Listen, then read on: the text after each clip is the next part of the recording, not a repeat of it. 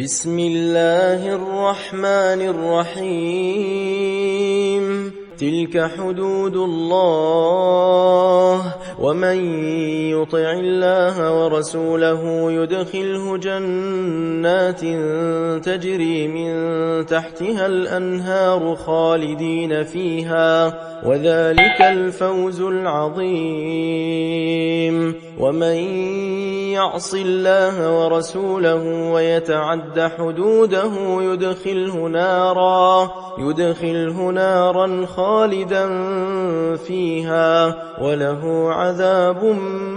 مهين واللاتي يأتين الفاحشة من نسائكم فاستشهدوا عليهن 4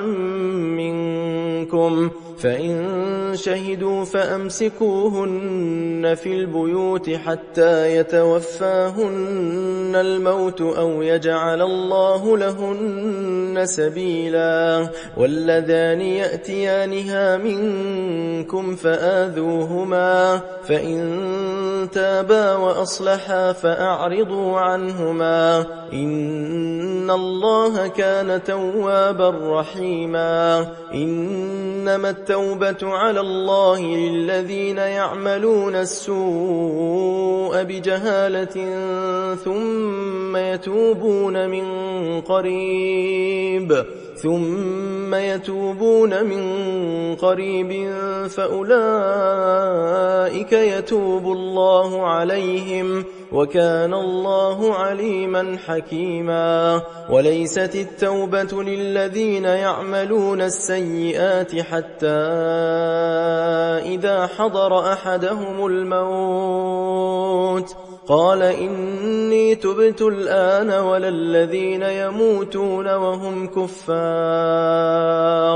أولئك أعتدنا لهم عذابا أليما يا أيها الذين آمنوا لا يحل لكم أن ترثوا النساء كرها ولا تعضلوهن لتذهبوا ببعض ما آتيتموهن إلا أن يأتين بفاحشة مبينة وعاشروهن بالمعروف فإن كرهتموهن فعسى أن تكرهوا شيئا ويجعل الله فيه خيرا كثيرا وإن أردتم استبدال زوج مكان زوج